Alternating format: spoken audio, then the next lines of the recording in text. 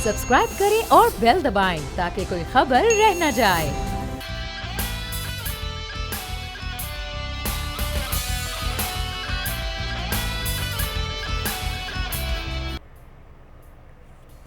अस्सलामुअलैकुम नाज़रीन, प्रोग्राम में आपको कहेंगे खुशामदीद। मैं हूँ महविश तबस्सुम और मेरे साथ मौजूद है हमेशा की तरह बोल न्यूज़ के एडिटर इन चीफ नज़ीर लगारी साहब। नासिर, मुस्लिम लीग नून के सदर और कायदे हिज़्ब इख्तिलाफ शहबाज शरीफ साहब ने अपोजिशन की तमाम पार्टीज़ की ऑल पार्टीज़ कॉन्फ्रेंस बुलाने का फ़ैसला किया है।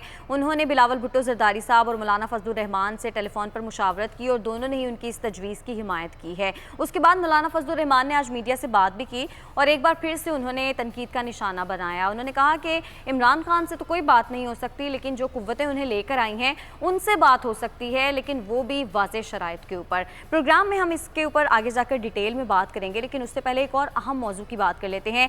कोरोना केसेस नाज़रीन कम तो हुआ है, लेकिन कोरोना केसेस अभी ख़त्म बिल्कुल नहीं हुए हैं। लेकिन जो वैक्सीनेशन सेंटर्स हैं वो आज मुकम्मल तौर पर बंद हैं। पंजाब और सिंध के तमाम वैक्सीनेशन सेंटर्स बंद हैं और जो भी आवाम है वो अपनी अगली डोज़ लगवाने के लिए आज वैक्सीनेशन सेंटर पहुँचे, लेकिन उनको ये बताया गया कि आप पीर या मंगल को आइएगा दोबारा से। महकमा सेहत पंजाब की जानिब से कहा गया है कि आज रात तक वैक्सीन की वाफिर मिकदार पहुंच जाएगी। वैसे आज भी PIA का एक तैयारा पहुंचा है और ये बताया जा रहा है कि मंडे से दोबारा वैक्सीनेशन सेंटर्स खोल दिए जाएंगे। बैरून मुमालिक जाने वाले जो लोग हैं उनके लिए भी ऑस्ट्राजेनेका वैक्सीन का स्टॉक आइंदा हफ्ते तक आ जाएगा। लेकिन साथ साथ पिम्स की जो फोकल पर्सन है उन्होंने एक और बात की निशानदही की है। वो कहती हैं कि जो भी लोग यहाँ पर वैक्सीन लगवाने आते हैं वो अपनी मर्जी की वैक्सीनेशन लगवाना चाह रहे होते हैं, जो कि पॉसिबल नहीं है हमारे लिए।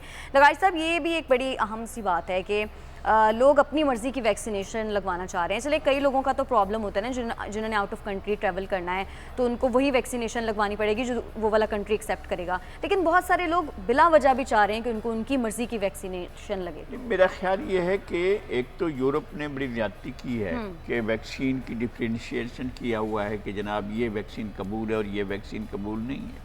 यूनाइटेड स्टेट्स ऑफ अमेरिका ने भी यही किया है और वेस्टर्न कंट्रीज़ ने, यूरोपीय मुमालिक ने ऐसा किया है। यहाँ पर पाकिस्तान के लोगों को बड़ी तादाद में जो है वो चीनी वैक्सीन लगाई गई है, क्योंकि चीन की तरफ से ये वैक्सीन अवेलेबल भी है और मिल भी रही है। और यूरोपीय ममालिक में जो वैक्सीन चल रही है वो पाकिस्तान में आसानी से अवेलेबल नहीं है।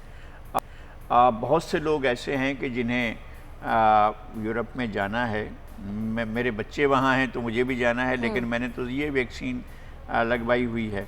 लेकिन मैं ये समझता हूँ कि इस तरह की शराइत यूरोप को नहीं रखनी चाहिए। वैक्सीन बहरहाल वैक्सीन है, अगर आपको उसमें शक है तो आप चेक करा के आप उसके बारे में बताएं कि जनाब ये चीज़ जो है वो इसमें कम है या इसका ये मसला है। तो अगर सिर्फ ये कि अपनी मार्केटिंग के लिए अपने इंसान दवाओं की ख़रीदो फरोख्त पर इंसानी जानों का मसला रख रखा है या इंसानी रिश्तों का मामला रखा है, तो ये ठीक बात नहीं है, दुरुस्त नहीं है। लेकिन पाकिस्तान के शहरियों को भी ये जो चीन की वैक्सीन है कोई ऐसी नहीं है कि जो खुदा ना खास्ता जान लो, बल्कि बहुत ही बेज़रर है और बहुत ही आसानी से लगती है और उससे कोई मसला भी पैदा नहीं होता है। कभी भी किसी को कोई मसला, बहुत से लोगों ने लगवाई है, किसी को कोई मसला पैदा नहीं हुआ है। और हमें हमारे लोगों को भी लगवाना चाहिए। यकीनन उन लोगों के लिए मसला है कि जिनके रिश्तेदार, अहबाब या ख़ुद यहाँ आए हुए हैं और उनसे कहें कि जनाब आपको तो हम ये लगाएंगे, तो फिर तो वो तो कह सकते हैं यार हमारा पासपोर्ट देख लें, हमारा सफरी दस्तावेज़ात देख लें, हमने तो जाना है, तो इस वजह से जो है हमें कोई और वैक्सीन लगाएं। तो ऐसा हो सकता है। लेकिन लोग जिन्होंने नहीं सफ़र करना है उन्हें इसरार नहीं करना चाहिए, उन्हें वैक्सीन लगवानी चाहिए ताकि आप जल्द अज जल्द इससे निकल जाएँ वायरस के ख़तरे से। लेकिन लगाई साहब, मसला ये है कि बहुत सारी बातें इस तरह की जा रही हैं कि ये जो कोरोना वायरस का नया वेरिएंट है, ये जो चीन की वैक्सीन है, ये इसको कवर नहीं करती। जो पुराना पहले आया था, ये भी एक कारोबारी वो है, कारोबारी मुसाबकत का मसला है। हमें इन बातों में नहीं पड़ना चाहिए। नहीं, बिल्कुल नहीं पड़ना चाहिए। ऐसा कोई बात नहीं है। चीन को आप क्या गारों का मुल्क समझते हैं? ऐसा समझते हैं कि वो गैर तरक्की याफ्ता समझते हैं कि चीन में जो है वो चीन बस ऐसे ही इंसानी सेहत को पेश नज़र रखता है। भाई चीन एक मुल्क है जहाँ पर सब कुछ तैयार होता है। That is the workshop of the world. दुनिया की सबसे बड़ी वर्कशॉप वो है। दुनिया का सबसे बड़ा इस वक्त तो सबसे बड़ा एनर्जी कंज्यूमिंग कंट्री है और अब दुनिया का एक बड़ी मईशत सेकंड लार्जेस्ट बन चुकी है। लेकिन अब तो जितने डॉलर चीन के पास हैं इतने डॉलर तो अमेरिका के पास भी नहीं है। तो वो तो दुनिया की एक बहुत बड़ी मईशत बन चुका है और उसके अंदर जिद्दतकारी आ रही है। बहुत चीज़ें जो हैं उसने जदीद बना ली है। ہمیں اس طرح کی باتیں نہیں سوچنی چاہیے. بالکل. اچھا لگائی صاحب، یہ جو ویکسینیشن کی قلت ہوئی ہے اس پر اپوزیشن حکومت کو نااہل کہہ رہی ہے حکومت کی نااہلی ہے کہ ویکسینیشن کی قلت ہو گئی ہے. واقعی حکومت کی اس کو نااہلی سمجھا جائے؟ یہ حکومت یہ آج کا دن کا ناغہ ہوا لوگوں کو اس بات، بلکہ کل جھگڑے ہوئے پنجاب کے اندر لاہور میں جو ہے اس طرح کے واقعات ہوئے جس سے لوگوں کی ناراضگی اور خفگی ظاہر ہوئی ہے. حکومت کو بر وقت چیزیں کرنی چاہیے اور یہ صحیح بات ہے کہ حکومت یہ نہیں کر سکتی ہے کہ جناب جس کی کل تاریخیں تھیں، میرے ایک دوست کی بھی تھی، بہت سے لوگوں کی تھیں، کل جن نے آج لگوانی تھی کل لگوانی تھی، نہیں لگوا پائے ہیں. تو حکومت کو اس کا تو بندوبست بر وقت کرنا چاہیے. کیونکہ یہ بھی بات کہی جا رہی ہے کہ اگر دوسری ڈوز ٹائم پر نہ لگے تو جو پہلی ڈوز لگوائی ہے اس کا اثر بھی ختم ہو سکتا ہے. اس کا اثر اتنی جلدی ختم نہیں ہوگا، لیکن بہرحال جلد لگنی چاہیے. جلد لگنی چاہیے، جو ڈیٹ ہے، جو فکس ڈیٹ ہے اسی کے اوپر لگنی چاہیے. سمجھتی ہیں بالکل. اچھا لگائی صاحب، کل سے پرائمری سکولز بھی دوبارہ سے کھل رہے ہیں سندھ میں، تو اس کا مطلب یہی ہے کہ کرونا وائرس پر کافی حد تک سندھ میں قابو پا لیا گیا ہے؟ اگر یہ تو اچھی بات ہے پرائمری اسکول کھل رہے ہیں. ہم نے کل بھی بات کی تھی. پرائمری اسکول ظاہر ہے وہ کم ایج کے بچے ہیں، 10 سال سے کم عمر کے بچے پرائمری اسکولز میں جاتے ہیں. پرائمری اسکول کھل رہے ہیں، کاروبار کھلے ہوئے ہیں، ہوٹلز کھلے ہوئے ہیں، شادی ہال بند ہیں. ہمیں تو یہ سمجھ میں نہیں آتی یہ حکومت کی ٹک کون سی ہے. میرے خیال میں تمام چیزوں کو ایک راستہ بول لینا چاہیے اور کھولنا چاہیے، لیکن سب کے لیے لازم ہونا چاہیے کہ وہ ایس او پیز کی پاسداری کریں اور ایس او پیز کا خیال رکھتے ہوئے وہ اسکولوں میں جائیں بچے تو، وہ اگر شادی ہالز میں جائیں تو، اگر وہ شاپنگ کے لیے جائیں تو، سب کے پاس یہ انتظام ہونا چاہیے کہ وہ ایس او پیز کی پوری عمل درآمد کریں. بالکل. اچھا، شادی ہالز ایسوسی ایشن نے تو اعلان کر دیا ہے کہ کل سے شادی ہالز کھلیں گے باقاعدہ. آپ کو لگتا ہے حکومت نے اجازت نہیں دی تو آمنے سامنے آ سکتی ہیں دونوں پارٹیز؟ میرے خیال میں حکومت کو سوچنا چاہیے، حکومت کو اس بات کا ضرور خیال کرنا چاہیے. اس صنعت کے ساتھ، شادی ہال کی صنعت کے ساتھ ہزاروں لوگوں کا روزگار وابستہ ہے اور ہزاروں لوگ جو ہیں وہ ان کے بچے جو ہیں اس وقت بہت مشکل صورتحال کا شکار ہیں. حکومت کو ایسا نہیں کرنا چاہیے، شادی ہال کی اجازت دینی چاہیے اور کھلنے چاہیے. بالکل. اچھا لگائی صاحب، اب ایک اور اہم معاملے کی بات کر لیتے ہیں. شہباز شریف صاحب نے آل پارٹیز کانفرنس بلانے کا اعلان کیا ہے. مولانا فضل الرحمان اور بلاول بھٹو زرداری سے بھی بات کی، انہوں نے بھی حمایت کی اس تجویز کی. آپ سمجھتے ہیں کہ اپوزیشن کو آل پارٹیز کانفرنس بلانی چاہیے یا جو بھی معاملہ ہے اس کو پارلیمنٹ میں لا کر اس پر بحث کی جانی چاہیے؟ دیکھیں، حکومت نے جس طرح سے یہ بل پیش کیا، جس طرح سے لیجسلیشن کی، جس طرح سے انہیں دھاندلی کے پورے انتظامات کیے گئے ہیں، تو اس کو روکنے کے لیے تو اپوزیشن کے پاس یہ ایک طریقہ ہے کہ وہ مل کر اس کی مزاحمت کرے. اگر اپوزیشن تقسیم رہتی ہے، اگر اپوزیشن اس کی وہ نہیں روک سکتی ہے، مزاحمت نہیں کرتی ہے، تو پھر حکومت کو منمانی کرنے کا موقع ملے گا اور الیکشن چوری ہو جائیں گے. اس وقت تک جو انتظامات ہیں اس کے مطابق تو الیکشن چوری ہو جائیں گے. اگر الیکشن کی چوری کو بچانا ہے، اگر انجینئرنگ کو بچانا ہے، اگر مینوپولیشن کو بچانا ہے، اگر ریگنگ کو بچانا ہے، تو پھر اپوزیشن کو مل کر بیٹھنا چاہیے اور جو بھی اقدامات ممکن ہوں وہ سب کرنے چاہیے. لیکن جو بھی اقدامات ممکن ہو وہ کرنے تو چاہیے، لیکن پارلیمنٹ میں آ کے اس پہ بحث نہیں کرنی چاہیے کیونکہ فورم تو وہی اور کوئی فورم نہیں ہے نا. پارلیمنٹ پر آ کر بحث کرنی چاہیے، لیکن اس سے پہلے آپس میں تیاری تو کرنی چاہیے. بالکل. سب کے منہ ادھر ادھر تو نہ ہوں اور بیٹھ کر ایک اسٹینڈ لیں اور اس پر ڈٹ جائیں. الیکشن کمیشن نے بتا دیا ہے کہ جناب آپ نے کتنے اس میں چھوڑ دیے ہیں، دھاندلی کے انتظامات کیے گئے ہیں. حکومت تو بے نقاب ہو چکی ہے اس سارے معاملے میں. بالکل ٹھیک ہے. اچھا، مولانا فضل الرحمان صاحب تو ظاہر خوشی ہوں گے اس بات پہ کہ آل پارٹیز کانفرنس بلائی جا رہی ہے، کیونکہ ان کو ایسا لگ رہا ہے کہ اب پی ڈی ایم بھی دوبارہ سے متحرک ہو جائے گی اور دوبارہ سے ساری جماعتیں حکومت کے خلاف متحرک ہو جائیں گی. لیکن مولانا نے آج جو بات کی، ایک بار پھر سے انہوں نے کہا عمران خان سے بات نہیں ہم کر سکتے، جو قوتیں ان کو لے کر آئی ہیں ان سے بات ہو سکتی ہے، لیکن وہ بھی ہماری واضح شرائط پر. اور پتہ نہیں ہے کہ مولانا کس کی نمائندگی کر رہے ہیں. پی ڈی ایم میں 8 جماعتیں ان کی نمائندگی کر رہے ہیں، اپوزیشن کی کوئی اور جماعتیں ان کی نمائندگی کر رہے ہیں یا خود اپنی نمائندگی کر رہے ہیں. اصولی طور پر تو ان کی بات کو مانا جا سکتا ہے کہ ظاہر ہے کہ غیر سیاسی مداخلت نہیں ہونی چاہیے سیاسی عمل میں، الیکشن چوری نہیں ہونے چاہیے، مینوپولیشن نہیں ہونی چاہیے، ریگنگ نہیں ہونی چاہیے اور ماضی میں ہوتی رہی ہے.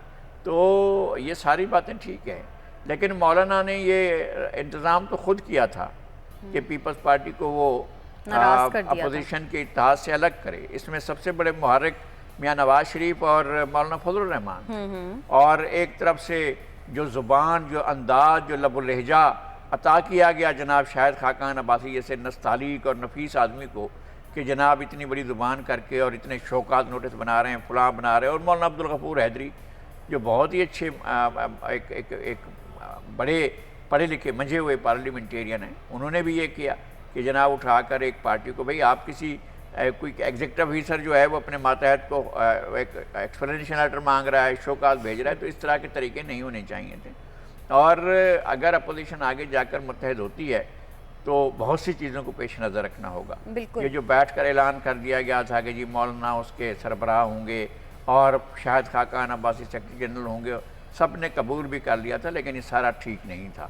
میرے خیال میں ایک پورا ہونا چاہیے، ایک مہینے کے لیے کنوینرشپ کسی نہ اتحاد کی ہونی چاہیے.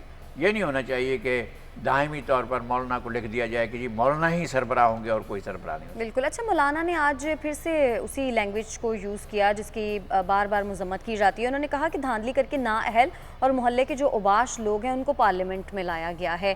لغاری صاحب، اس طرح کی جو زبان ہے، اس کا کلچر ہماری سیاست میں کب ختم ہوگا؟ کیونکہ اس کی ہم ہمیشہ مذمت کرتے ہیں. مولانا کو ایسی بات نہیں کرنی چاہیے، لیکن جو بات کی جاتی رہی ہے، جو ہوتی رہی ہے، جس طرح کی زبان استعمال کی جاتی رہی ہے، جس طرح سے بڑھ چڑھ کر گالم گلوچ ہوتا رہا ہے، وہ بھی تو نہیں ہونا چاہیے. جو لیکن وہ دونوں طرف سے پارلیمنٹ دونوں طرف ہی نہیں ہونا چاہیے نا بھائی. کون کہتا ہے کہ حکومت کو تو نہیں کرنی چاہیے، اپوزیشن کو کرنی چاہیے؟ کیا کبھی ہم نے یہ کہا ہے؟ اور جب اپوزیشن کی طرف سے زیادتی ہوئی ہے تو ہم نے کھل کر مذمت کی. ہم نے کہا ایک جو غلط ہے وہ غلط ہے، چاہے وہ کہیں بار بیٹھا ہو، کسی جگہ پر بھی بیٹھا ہو. ہم کسی کو یہ الاؤ نہیں کر سکتے آپ انتہائی مقدس مقام پر مسجد میں بیٹھ کر کسی کو گالی دیں. کسی کو بھی ہم اجازت نہیں دے سکتے، کبھی بھی ایسا نہیں ہو سکتا. آپ کے پاس پارلیمنٹ ایک معتبر ترین ادارہ ہے پاکستان کا. اگر پارلیمنٹ میں آپ اپنا تقدس کا اور اپنے پارلیمنٹ کا تقدس کا خیال نہیں کر سکتے تو پھر آپ اور کہاں پر کریں گے؟ میرا خیال ہے کہ دونوں طرف سے، اور حکومت نے پارلیمنٹ میں بحث کو جس طرح سے سبوتاژ کرنے کی کوشش کی وہ بہت نامناسب تھا. اور حکومت کے ساتھ اور اپوزیشن کے ساتھ بھی ایسے لوگ تھے جو حالات کو ٹھیک نہیں چلنے دینا چاہتے. بالکل. اچھا، اب مولانا فضل الرحمان نے اعلان کیا ہے 4 جولائی کو سوات میں اور 29 جولائی کو کراچی میں جلسہ ہوگا. تو کیا لگتا ہے آپ کو، یہ پی ڈی ایم کا جلسہ ہوگا یا پھر یہ صرف مولانا کی جماعت کا جلسہ ہوگا؟ میرے خیال میں مولانا نے اعلان تو کر دیا ہے، اور اس کے بعد جو ہے وہ آگے چل کر کیا ہوتا ہے یہ تو زیادہ بہتر طور پر مولانا دیکھ سکیں گے. لیکن کراچی کا جلسہ بھی اور سوات کا جلسہ بھی، لوگ جس موڈ میں ہیں جلسے کامیاب ہو گئے. میں پہلے سے کہتا ہوں کوئی بھی اعلان کر دے جلسے کامیاب. لیکن یہ اے پی سی کے بعد ڈیسائیڈ ہوگا کہ تمام پی ڈی ایم کا جلسہ یہ ہوگا یا پھر نہیں، انہوں نے اپنے شیڈول کا اعلان کر دیا ہے. میاں نواز شریف اور مولانا فضل الرحمان اپنے طور پر مل کر فیصلے کر رہے ہیں، یا یوں کہنا چاہیے کہ محترمہ مریم نواز اور مولانا فضل الرحمان یا مولانا عبدالغفور حیدری یہ مل کر فیصلے کر رہے ہیں.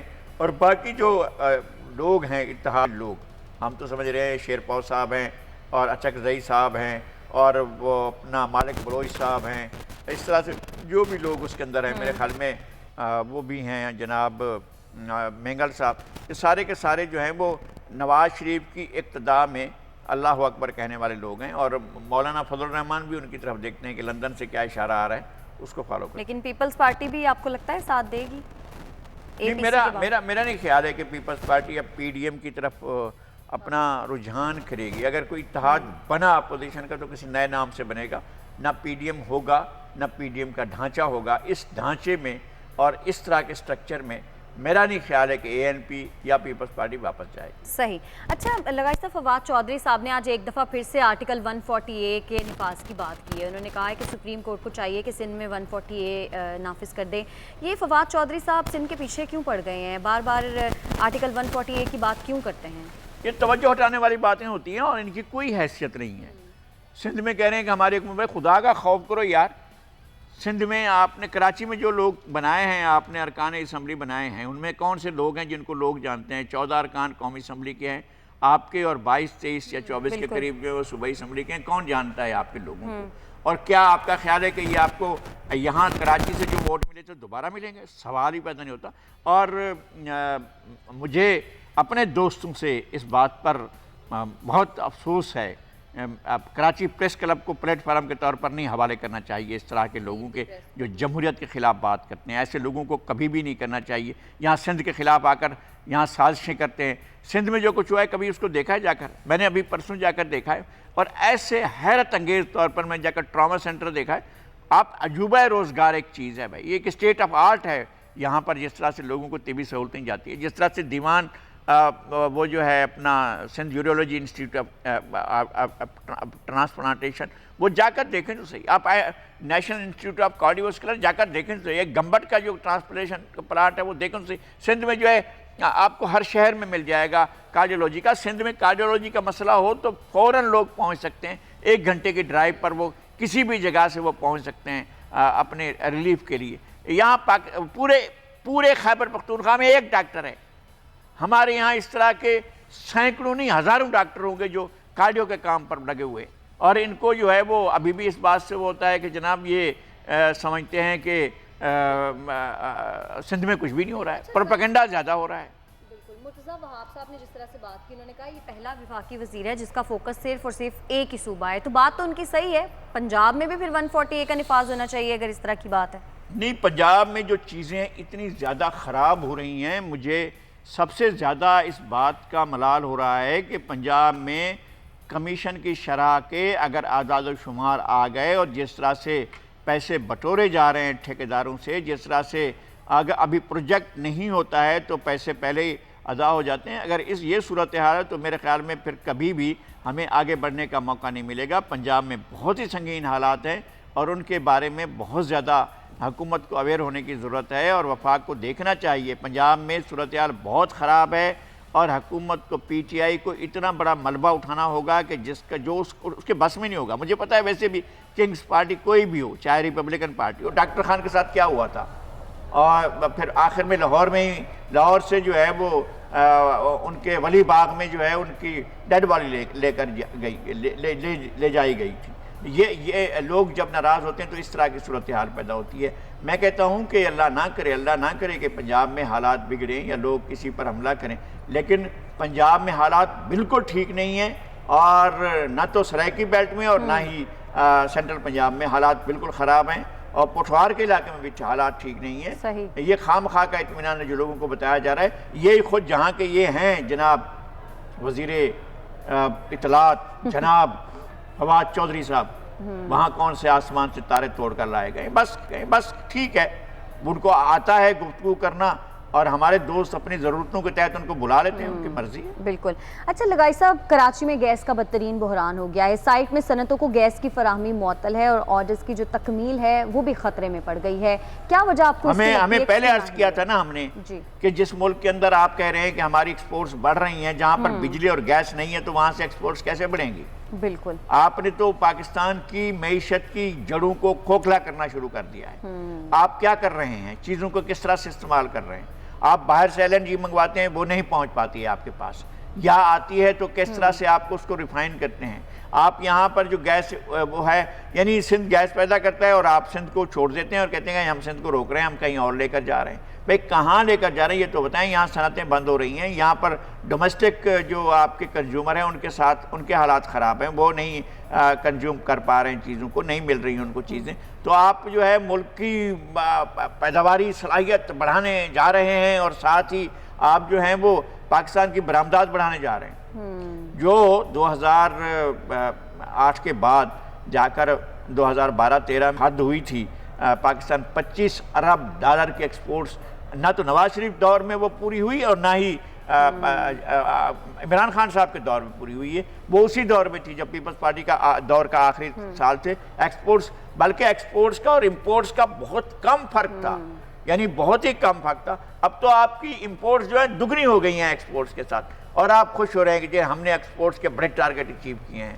تو ٹارگٹ کس لیے اچیو کیا وہ بھی ایک کہانی ہے، اور آگے آپ کے ساتھ کیا ہونا ہے وہ بھی ایک کہانی۔ بالکل، یہ جو آپ بات کریں اسی کی ایک نشاندہی لگائی صاحب کروں، زرعی ملک ہونے کے باوجود جو اجناس کی درآمدات ہیں اس میں 24% اضافہ ہوا ہے۔ ہاں، یہ لیں، آپ چینی منگواتے ہیں، آپ جو ہے وہ آٹا منگواتے ہیں، جس ملک میں آٹا منگوایا جاتا ہو، مجھے اچھی طرح سے یاد ہے کہ 30-40 سال پہلے سعودی عرب اور کئی ملکوں کو ہم گندم برآمد کیا کرتے تھے، اب سعودی عرب خود گندم ایکسپورٹ کر رہا ہے۔ بالکل، جس کے پاس گندم نہیں ہوتی تھی، جو گندم کاشت نہیں کرتا تھا، اس کے پاس سے ایکسپورٹ ہو رہا ہے، اور پاکستان گندم امپورٹ کر رہا ہے۔ تاریخ کی ستم ظریفی ہے اور ہمارے حکمرانوں کی یہ جو کوتاہ بینی ہے، کوتاہ چشمی ہے، وہ یہاں تک جا پہنچی۔ بالکل، اور جولائی سے مئی کے دوران جو اعداد و شمار ہے ان کے مطابق 86 ارب روپے کی چائے کی پتی درآمد کی گئی۔ جی لیجیے آپ، یہ ہے ہمارے حکمرانوں کی کامیابیاں جن کے ڈنکے بجائے جا رہے ہیں، اور یہ ڈنکے ان کو نظر نہیں آ رہے ہیں جو یہاں پر آ کر ہمارے کراچی پریس کلب میں لوگوں کو خطاب کرتے ہیں۔ اور صرف یہ نہیں، 99 ارب روپے کی مختلف دالیں بھی درآمد کی گئی ہیں۔ اس کے علاوہ جو خشک میوہ جات ہے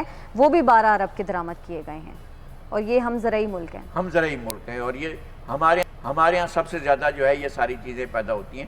تو آپ کر کے رہے ہیں، مجھے یہ لگتا ہے کہ آپ زرعی سیکٹر کو تباہ، اور انڈسٹری سیکٹر کو بھی تباہ کر رہے ہیں۔ آپ کے پاس سروسز سیکٹر ہے جس کے تحت آپ جو ہے بس خدمات جو ہے انجام دیں اور اس کے پیسے لیں، پر آپ کے جو دونوں بنیادی پروٹیکٹیو سیکٹرز ہیں، ایگریکلچر کا اور اپنا انڈسٹری کا، وہ تو کلیپس کر رہا ہے نا۔ اور آپ کیا اب تو آپ کی جو لوگوں نے پہلے سے بکنگ کر رکھی ہے کہ ہم نے پہنچانا ہے، ایکسپورٹ کرنا ہے، وہ بھی پورے کرتا نظر نہیں آ رہا ہے کہ آپ کے ایکسپورٹ جو ہے وہاں پہنچیں گے۔ ہمیں یہ خدشات تھے، اس بجٹ کے آنے کے بعد تو صورتحال اور سنگین ہو گئی ہے۔ آپ دیکھیں گے کاسٹ آف پروڈکشن کیسے بڑھے گی، ڈیزل اور پیٹرول مہنگا ہوگا تو زراعت میں اور صنعت میں دونوں چیزوں میں مہنگائی آئے گی نا۔ اگر آپ کی کاسٹ آف پروڈکشن ایک ہے، اگر یہاں پر 50 روپے کا تیار ہوگا اور بنگلہ دیش میں جو ہے وہ 15 روپے کا تیار ہوگا، تو مارکیٹ میں وہ جائے گا، یہ جائے گا، یا اس کا آدمی ایکسپورٹ کرے گا یا یہاں کا ایکسپورٹ کرے گا۔ مارکیٹ میں تو اس کی قیمت 40 روپے نہیں ہوگی، اور آپ 50 روپے میں بنا رہے ہیں تو ایکسپورٹ کیا کریں گے بھائی؟ بالکل صحیح۔ جب آپ کی قیمت، آپ بجلی کی قیمت نہیں بڑھائیں گے لیکن پیٹرول کی بڑھا دیں گے، ڈیزل کی بڑھا دیں گے، اور کان کو ادھر سے نہیں پکڑیں گے، ہم ہاتھ گھما کر ادھر سے جا کر پکڑیں گے۔ بالکل، چلیں ہمیں بریک لینی ہے، اور ناظرین بریک سے جب ہم واپس آئیں گے تو کچھ بات کر لیں گے۔ وزیراعظم پاکستان عمران خان نے جو انٹرویو دیا ہے وہ پاکستانی وقت کے مطابق پیر کی صبح 3 بجے نشر ہوگا، اور یہ امریکی ٹی وی کو وزیراعظم نے انٹرویو دیا تھا، اور اس میں وزیراعظم نے واضح طور پر یہ بتایا تھا کہ امریکہ کو افغانستان میں کارروائی کے لیے پاکستانی اڈے استعمال کرنے کی ہرگز اجازت نہیں دیں گے۔ اس پہ بات کریں گے، ساتھ رہیے گا۔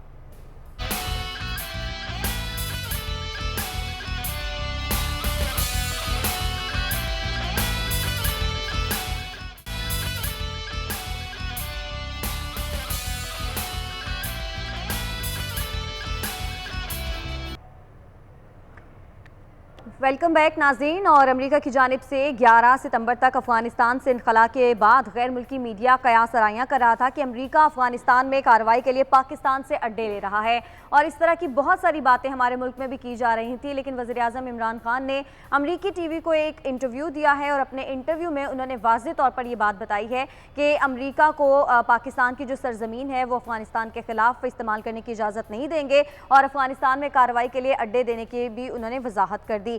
وزیر اعظم کا جو انٹرویو ہے یہ پیر کی صبح پاکستانی وقت کے مطابق دوپہر 3 بجے بلکہ صبح 3 بجے، یعنی کہ جو اتوار اور پیر کی درمیانی رات ہے اس میں 3 بجے نشر ہوگا۔ تو شہباز گل صاحب نے، لغاری صاحب، ٹویٹر میں یہ بات بتا بھی دی ہے، ٹویٹر پیغام کے ذریعے، تو وہ لوگ جو بات کر رہے تھے، منسوب کر رہے تھے وزیر اعظم سے یہ باتیں کہ شاید وزیر اعظم نے یہ بات کی ہے، تو اب جب وہ انٹرویو دیکھیں گے تو قیاس آرائیاں دور ہو جائیں گی آپ کے خیال میں؟ دور ہو جانی چاہیے۔ میں سمجھتا ہوں کہ یہ پاکستان کے مفاد میں نہیں ہے۔ عمران خان کا سٹینڈ آج سے نہیں، پہلے سے رہا ہے کہ ہمیں دوسروں کی جنگ میں نہیں جانا چاہیے۔ کم از کم اس معاملے میں بہت کلیئر رہے ہیں کہ کسی بھی صورت میں ہمیں غیر ملکی کسی بھی جنگ میں، کسی کی دوسرے کے مفادات کی جنگ میں ہمیں حصہ نہیں بننا چاہیے۔ اور اگر وہ اس موقع پر قائم رہتے ہیں، اور اگر انہوں نے یہ انٹرویو دیا، ظاہر ہے ہم بھی دیکھیں گے، دنیا ساری دیکھے گی کہ وہ کیا کہہ رہے ہیں۔ میرے خیال میں صرف آپ کو اپنی سرزمین کو استعمال نہیں کرنے کا جو حق ہے وہ نہیں دینا چاہیے، بلکہ اپنے پانیوں کو، جو آپ کے سمندر ہے وہاں سے بھی کسی کارروائی کی اجازت نہیں دینی چاہیے۔ آپ کی اوپر جو آپ کی فضائی حدود ہیں ان کو بھی استعمال کرنے کی اجازت نہیں دینی چاہیے، اس لیے کہ افغانستان میں بد امنی کا لازمی نتیجہ پاکستان میں ایک بہت بڑا آبادی کا دباؤ ہوگا۔ پھر پاکستان کی طرف آنے کے لیے ہم ویسے ہی مشکلات کا شکار ہیں۔ ہم نے فینسنگ کر لی ہے، ہم نے باڑ بچھا دی ہے افغانستان کی سرحد کے ساتھ، لیکن اس کے باوجود ہمیں خدشات ہیں کہ وہاں جب بھی گڑبڑ ہوتی ہے تو لوگ پاکستان کی طرف رخ کرتے ہیں اور یہاں پر آ کر پھر واپس نہیں جاتے ہیں۔ ہمارے یہاں اب بھی یہی صورتحال ہے، ہمارے یہاں آبادی کا ویسے ہی بڑا دباؤ ہے، اور اس کے اوپر افغان جو ہیں وہ بڑی تعداد میں یہاں پر آئے ہیں۔ میرے خیال میں پاکستان کو اسی طرح کی کسی بھی چیز میں شریک نہیں ہونا چاہیے۔ اچھا، لوگ یہ سمجھتے ہیں کہ جناب امریکہ سپر پاور ہے، 20 سال تک یا اتنے سال تک جنگ لڑتا رہا ہے اور اس کی تو اکنامی کلیپس کر چکے ہیں۔ بھائی وہ کہہ چکے ہیں کہ ان کی اکنامی جنگ ہی ہے، جنگ ان کی اکنامی ہے، اس سے وہ کماتے ہیں۔ اور اب ایک اور چیز آ گئی کہ فارماسٹیکل کمپنیاں، نئی بیماریاں، نئی دوائیں آپ لیں وہاں سے آپ کو ملیں گی، اس لیے کہ اب بہت بڑا دھندہ جو ہے سرمایہ داری کا وہ اس طرف بھی چلا گیا ہے، اپنا دواؤں کی طرف بھی۔ اور ایک جو ہے وہ جنگ ہمیشہ سے یہ تو جارج بش جونیئر نے کہا تھا بھئی مارشل پلان ہمارا نہیں تھا، ہم لوگوں کی مدد نہیں کرتے ہیں اس طرح سے کہ ان کی اکنامی بہتر ہو، ہماری معیشت جنگوں کی معیشت ہے، ہم جنگیں کراتے ہیں، جنگیں لڑاتے ہیں، ہم اس سے پیسے کماتے ہیں اور وہ ہماری چیزیں جو ہیں وہ بکتی ہیں۔ اب ایک چیز، وہ خوف کو بیچتے ہیں، وہ ڈر کو بیچتے ہیں، وہ دہشت کو بیچتے ہیں، دہشت نام کی دہشت بھی آ جائے تو اس کو بیچتے ہیں، وہ انتہا پسندی کو بیچتے ہیں، وہ جو ہے آپ کی جو ہے بنیاد پرستی کو بیچتے ہیں۔ ساری کی ساری چیزیں جو ہیں وہ ان کے اکنامی کا نام ہے، یہ ساری یو ایس اے کی یا ویسٹرن ورلڈ کی یا سرمایہ داری کی اکنامی یہی ہے، اسی معیشت پہ کھڑے ہوئے ہیں۔ آپ اگر پاکستان کی سرزمین استعمال نہیں کرنے دیتے ہیں تو اب بہت بڑی بات ہوگی، اور ہم سمجھیں گے کہ آپ نے جو آپ کا موقف تھا کہ پاکستان کی سرزمین کسی کے خلاف استعمال نہیں ہونی چاہیے اور کسی کو پاکستان کی سرزمین استعمال نہیں کرنا چاہیے، تو آپ کا یہ وعدہ وفا ہوگا اور اس پر ہم سمجھیں گے کہ ویل ڈن اور آپ نے بہت اچھا کیا۔ بالکل۔ اچھا لگائی صاحب، کلبھوشن کیس کی بھارت چاہ کیا رہا ہے؟ پاکستان نے تو کونسلر رسائی دے دی، بل بھی پارلیمان سے منظور ہو گیا، لیکن اس بل اور اس قرارداد کے اوپر بھارت کے اندر مسلسل جو عالمی عدالت ہے اس کے خلاف حرزہ سرائی کی جا رہی ہے۔ اب ترجمان دفتر خارجہ نے بھی اس بات کی وضاحت کر دی ہے، لیکن بھارت آخر چاہ کیا رہا ہے اس معاملے پر؟ بھارت چاہ رہا ہے کہ وہ کسی بھی طریقے سے کلبھوشن کا مسئلہ واپس انٹرنیشنل کورٹ آف جسٹس میں لے جائے۔ صحیح۔ پاکستان نے یہ انتظام کیا ہے کہ بھئی آپ کیا چاہتے تھے، فیملی ملے؟ جی ملے، ملوا دی انہوں نے۔ کون سا رسائی ہو؟ ایک دفعہ نہیں، پاکستان نے کئی دفعہ کون سا رسائی دی۔ انہوں نے کہا جی اپیل کا حق ہونا چاہیے، انہوں نے کہا لو اپیل کا حق بھی ہونا چاہیے۔ اگرچہ ملٹری کورٹ سے سپیریئر جوڈیشری میں ہمارے کیسز جاتے ہیں یا نہیں جاتے ہیں، ہم جب لوگوں کا کورٹ مارشل ہوتا ہے کیا ہمارے لوگوں کے کیسز جو ہیں وہ جاتے ہیں، یا ہمارے یہاں جو ملٹری کورٹس بنی تھیں کیا ان کو ہماری اعلیٰ عدلیہ کو اس کے ریویو کا حق تھا یا نہیں تھا؟ لیکن ان کو دیا گیا ہے، ان کو دیا گیا ہے، ٹھیک ہے۔ اس کے بعد جو ہے وہ تو آپ کا ڈیو پروسیس آف لا پورا ہو جاتا ہے، ہمارا آئین بھی اور انٹرنیشنل جو کنونشنز ہیں وہ بھی پورے ہو جا رہے ہیں۔ جب پورے ہونے کے بعد آپ کے پاس ٹھوس ثبوت، اس کا اورل کنفیشن رکھا ہوا ہے، آپ کا اس کا ریٹن کنفیشن رکھا ہوا ہے، اگر یہ ساری چیزیں جاتی ہیں تو وہ اگر وہ کنویکٹ ہوتا ہے تو انڈیا کو شور مچانے کا موقع نہیں ملے گا۔ لیکن اگر آپ اس کو ویسے چھوڑ دیں تو پھر پاکستان کے عوام آپ کو نہیں چھوڑیں گے کہ آپ نے کیسے چھوڑ دیا، آپ کے پاس تو ثبوت موجود تھے۔ تو اب پاکستان نے اپنا مسئلہ حل کر لیا کہ جناب ٹھیک ہے، اگر وہ جاتا ہے اپیل کا رائٹ استعمال کرتا ہے تو ہم استعمال کر دیں گے، ٹھیک ہے کر لیں۔ اگر کیا ہماری اعلیٰ عدالتیں قانونی شواہد کو دیکھنے کے بعد بھی اس کو ریلیف دیں گی، اور کس بنیاد پر ریلیف دیں گی؟ تو میرا خیال نہیں ہے کہ اس طرح کا ریلیف بنتا ہے، اور اگر پھر وہ کنویکشن کی طرف جاتا ہے تو انڈیا کے پاس کوئی چیز نہیں ہوگی شور مچانے کے لیے، انٹرنیشنل کورٹ آف جسٹس کے پاس بھی نہیں ہوگا، اس لیے کہ جو کچھ انہوں نے کہا پاکستان نے اس پر عمل کر دیا۔ بالکل صحیح ہے۔ اچھا لگاڑی صاحب، مودی سرکار نے کشمیریوں کے عزم و استقلال کے سامنے گھٹنے ٹیک دیے ہیں، جو خصوصی حیثیت کی بحالی ہے اس سمیت جو دیگر مسائل ہیں اس کے اوپر انہوں نے تمام جماعتوں کی کانفرنس بلانے کا فیصلہ کیا ہے، تو ہم اس کو کشمیریوں کی جیت سمجھ سکتے ہیں کیونکہ کشمیریوں نے بڑے عزم اور استقلال کا مظاہرہ کیا؟ میرا خیال ہے کہ اب یہ کشمیریوں کے ہاتھ میں یہ بات آ گئی ہے، یہ فاروق عبداللہ، محبوبہ مفتی، غلام نبی آزاد، میر واعظ عمر فاروق، سید علی گیلانی، یاسین ملک، سجاد لون، شبیر شاہ، اب یہ ان کی ذمہ داری ہے کہ کیا وہ کس بنیاد پر مذاکرات کے لیے جاتے ہیں۔ جو تین بڑی پارٹیاں بڑی نہیں ہیں، وہ جو اقتداری پارٹیاں ہیں، باقی تو الیکشن میں حصہ نہیں لیتی ہیں، حریت کانفرنس بھی الیکشن میں حصہ نہیں لیتی، شبیر شاہ الیکشن میں حصہ نہیں لیتے، یاسین ملک الیکشن میں حصہ نہیں لیتے، میر واعظ عمر فاروق الیکشن میں حصہ نہیں لیتے، اس لیے کہ وہ تو کہتے ہیں استصواب رائے کرایا جائے، رائے شماری کرائی جائے کہ کشمیر کے لوگ کیا چاہتے ہیں۔ ٹھیک ہے، اگر اس طرف کو جا رہا ہے انڈیا تو پھر ٹھیک ہے جی، اعلان کر دے کہ فلاں تاریخ کو جو ہے فیصلہ کریں اب مقبوضہ کشمیر کے عوام کو وہ کہاں جانا چاہتے ہیں۔ تو ٹھیک ہے، وہ ساری جماعتوں کو ساتھ دینا چاہیے۔ اگر وہ پھر وہ اس 370 کو بحال کرنے جا رہا ہے تو پھر میرے خیال میں وہ جائیں گے جو کانگریسی ہیں، وہ جائیں گے جو پرانے جو ہے وہ اپنا شیخ عبداللہ کی روایات کے اور ان کی سیاست کے جو وارث ہیں، وہ جائیں گے بات کرنے کے لیے۔ جو مفتی سعید کے جو لوگ ہیں وہ جائیں گے، اور محبوبہ مفتی شاید چلی جائیں، حالانکہ انہوں نے بہت برے دن دیکھ لیے ہیں، اور غلام نبی آزاد کے لوگ جو ہیں وہ چلے جائیں گے مذاکرات کے لیے۔ لیکن حریت کانفرنس یا اس سے وابستہ جماعتیں، آل پاکستان، آل جموں و کشمیر لبریشن فرنٹ، وہ کیسے جائے گی؟ اور شبیر شاہ کی پیپلز لیگ جو ہے وہ کیسے جائے گی؟ سید علی گیلانی کی جو حالانکہ وہ جماعت اسلامی تھے، اب بھی وہ جماعت اسلامی یا حریت کانفرنس، وہ کیسے جائے گی؟ یہ ساری جماعتیں جو ہیں وہ کیسے جائیں گی؟ ان کا موقف تو یہ ہے کہ انڈیا یہاں سے نکل جائے اور اس کو آزادی دے۔ تو کیا وہ آزادی کے موقع پر مودی راضی ہوں گے؟ مودی تو زیادہ سے زیادہ یہ کریں گے کہ 370 واپس آئے تاکہ یہاں پر ایک پیس کا ماحول پیدا ہو۔ لیکن کشمیر میں 70 سال سے مزاحمت کی چنگاری بھڑک رہی ہے، ایک دن بھی وہ مدھم نہیں پڑی ہے۔ کشمیری اپنی آزادی تک جدوجہد جاری رکھیں گے، اور ہو سکتا ہے کہ کل کلاں اپنا شیخ عبداللہ کے صاحبزادے فاروق عبداللہ کو یا ان کے بیٹے عمر عبداللہ کو سامنے لایا جائے چیف منسٹر بنا کر، محبوبہ مفتی کو ایک بار پھر چیف منسٹر بنایا جائے، غلام نبی آزاد کی پارٹی میں سے کسی کو پھر چیف منسٹر لایا جائے، تو ہو سکتا ہے کہ حالات کو سمجھیں کہ نارمل کرنے کے لیے ان لوگوں کو دوبارہ اقتدار میں لایا جائے۔ اس طرح کی کوشش کی جا سکتی ہے، لیکن یہ کوشش لا حاصل ہوگی، اور کشمیریوں کی آخری منزل آزادی۔ لیکن پچھلے جو 2 سالوں سے کشمیر کے حالات ہیں، ان میں تو ابھی سب سے زیادہ ضروری تو یہی ہے نا کہ وہاں پر حالات تو نارمل کیے جائیں تاکہ روٹین لائف تو وہاں پر سٹارٹ ہو جائے۔ وہاں پہ کیا حالات ہے کسی کچھ پتہ ہی نہیں۔ روٹین لائف انڈیا نے گڑبڑ کر دی ہے۔ انڈیا نے پورے انڈیا کی، جس طرح کہ یہ انہوں نے اپنا شہریت کے بل کو توڑا مروڑا ہے، اس کے بعد انڈیا مودی کے ہوتے ہوئے اگر ایک ٹرم اور مودی آتا ہے تو انڈیا ٹکڑے ٹکڑے ہو جائے گا، انڈیا نہیں بچتا۔ میں بتا رہا ہوں کہ انڈیا نہیں بچتا، انڈیا میں ایک نہیں ہے، یہاں پر کوئی تقریباً 14-15 ملک بننے کے لیے تیار بیٹھے ہوئے ہیں۔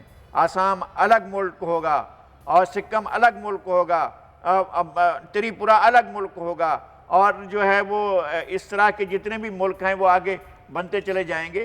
انہوں نے کبھی سوچا بھی نہیں ہے، جو بچا بھی نہیں پائیں گے، گوا کو بھی نہیں بچا پائیں گے۔ بالکل ٹھیک ہے، بریک لے لیتے ہیں، اور ناظرین بریک سے جب ہم واپس آئیں گے تو آپ کو ایک اچھی خبر دیں گے۔ کوہ پیما سمینہ بیگ K2 سر کرنے کے لیے پرعزم ہے، اور انشاءاللہ وہ K2 سر کر کے واپس بھی آئیں گی۔ اس پر مزید ہم بات کریں گے، ساتھ رہیے گا۔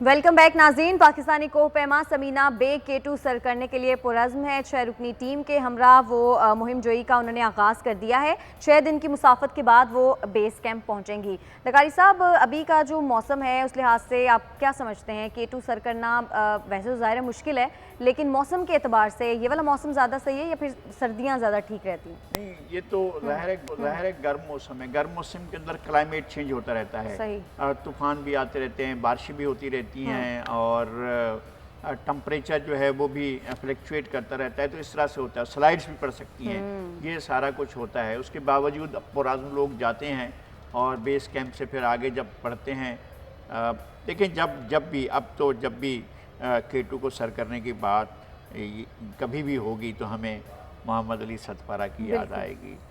کس طرح سے وہ میسج کر رہے تھے، کس طرح سے وہ بتا رہے تھے اپنی منزلوں کے بارے میں، پھر یکایک اللہ تعالیٰ کرے کہ سمینہ جو ہیں وہ جائیں، پہنچیں، K2 کی چوٹی پر پہنچیں، اور ہماری دعائیں ان کے ساتھ ہیں، نیک خواہشات ان کے ساتھ ہیں، ہر لمحہ وہ کامیابی کی طرف بڑھتی رہیں اور پہنچیں۔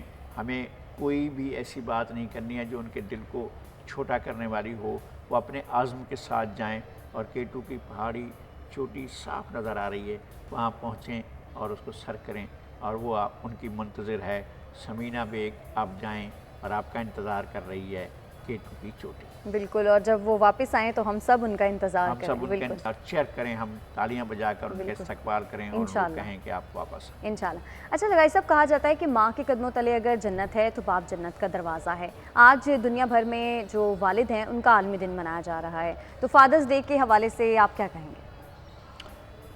मेरा तजर्बा यह है कि मेरी ज़िंदगी में मेरी माँ ने भी बहुत दुख उठाए हैं, लेकिन मेरे वालिद का जो किरदार है वो इतना बेमिसाल है। मैं एक बात समझता हूँ, अगर आप वालिद हैं तो आप यकीन करें कि अगर आप बेटे पर, बेटी पर, जिस पर भी तवज्जो करेंगे, वो ज़िंदगी में उसकी कामयाबी लिख दी गई है। मैं कहता हूँ कि अगर बाप ने तवज्जो दी है घर पर, बीवी पर, अपने बच्चों पर, बेटियों पर, बेटों पर, तो आप लिख लें कि उन्हें दुनिया में कोई ताकत शिकस्त नहीं दे सकती है।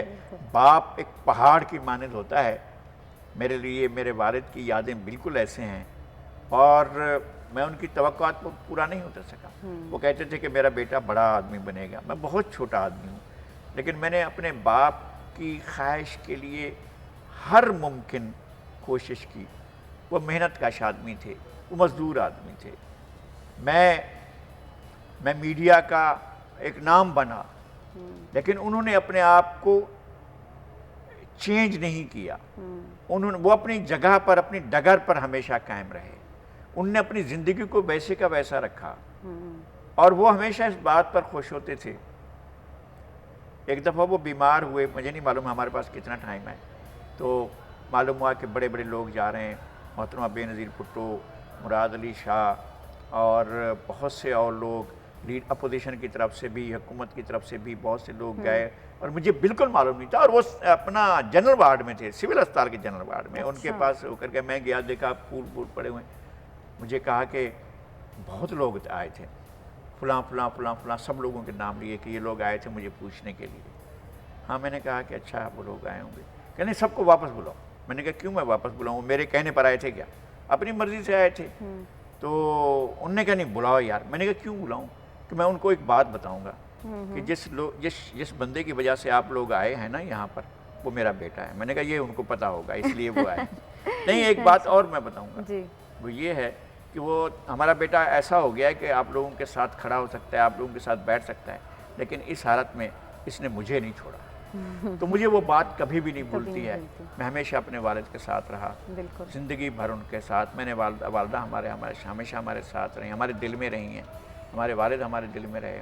मेरे वालिद मेरे लिए एक टॉवरिंग फिगर।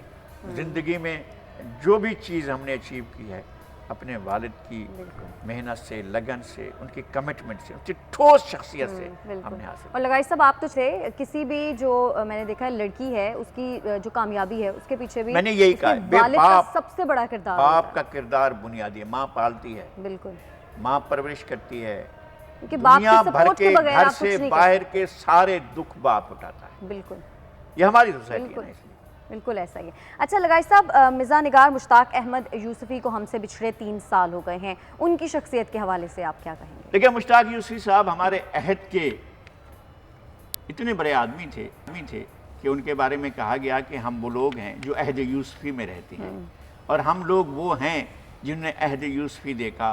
हमने मुश्ताक अहमद यूसुफ़ी से मुसाफिया किया, हमने उनके साथ गुफ्तगू की, उनके साथ बातचीत की, उनके साथ मज़ाक की, उनकी तहरीरों के बारे में, आबे गुम के बारे में, उनकी किताबों के बारे में, उनके जुमलों के बारे में, उनके किरदारों के बारे में उनसे गुफ्तगू की, बातचीत की है। हमें लगता है कि हमने बड़े इंसान को अपने सामने देखा। सही। उर्दू मज़ाह का वो एक बहुत बड़ा नाम। मैं किसी को भी नहीं कहता कि सबसे बड़ा नाम, हो सकता है सबसे बड़ा नाम कोई और निकले। बिल्कुल। हम कर्नल मोहम्मद ख़ान को भी कभी कम नहीं समझते। बिल्कुल।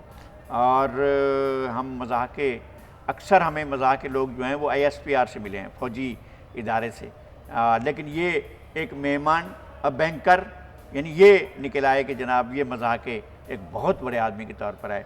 मुश्ताक यूसुफ़ी उर्दू मज़ाक़े सबसे बड़े आदमियों में, बिल्कुल बुनियादी लोगों में शामिल थे। हमें उनका एक एक वक्त, एक एक जुमला, उनकी हंसाने के लिए एक एक ساختہ بے ساختہ جملے یاد آئیں. یاد ہے. بہت شکریہ آپ کا لگائی پروگرام کے لیے. اور ناظرین آج کے پروگرام سے اتنا ہی. اب اگلے ہفتے پھر سے آپ کی خدمت میں حاضر ہوں گے. تب تک کے لیے ہمیں اجازت دیجیے گا.